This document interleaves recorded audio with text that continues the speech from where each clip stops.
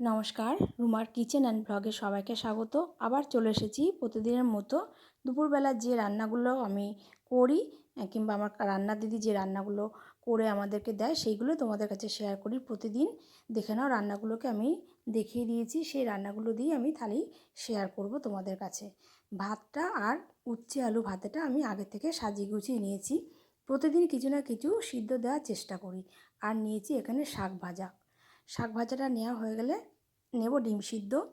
ডিমটা আমি হাফ বয়েলও করতে পারিনি, ফুল বয়েলও করতে পারিনি, মোটামুটি খেতে ভালো লেগেছে। ডিমের ওপরে আমি দিয়ে দিয়েছি গোলমরিচ গুঁড়ো আর একটু বিট লবণ। এইভাবে খেলে কিন্তু ডিম সিদ্ধটা বেশ ভালো লাগে। তারপরে নিচ্ছি শসা, তারপরে নেব এক টুকরো পেঁয়াজ। পেঁয়াজটা নিয়ে নেব। প্রতিদিনই এইভাবে আমরা দুপুরে খাওয়াটা খেয়ে থাকি, অধিকাংশ মানুষই তাই করে। আর নিয়েছি এখানে মুড়িঘণ্ট ডাল। মুড়িঘণ্ট ডাল না, সরি, এটা হচ্ছে মুগ ডাল দিয়ে মাছের মাথা। এবার যেটা নেব সেটা হচ্ছে সাদা ভোলা মাছের ঝাল।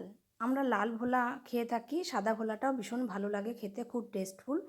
এটাই নিয়েছি আজকে। আমাদের যে মাছ দেয় সে সাদা ভোলা মাছ দিয়ে গেছে, সেটা দিয়ে ঝাল করেছি। পোস্ত আর সর্ষে বাটা দিয়ে ঝালটা করেছি। ভীষণ সুন্দর খেতে হয়েছিল এগুলো, মানে আমাদের ভালো লেগেছিলো বলে জানালাম। আর সবশেষে নিলাম দুটো পটল ভাজা ওই ডালের সাথে খাওয়ার জন্য। কেমন লাগলো আজকের এই ভিডিওটা অবশ্যই জানাতে ভুলো না। সবাই ভালো থেকো, সুস্থ থেকো।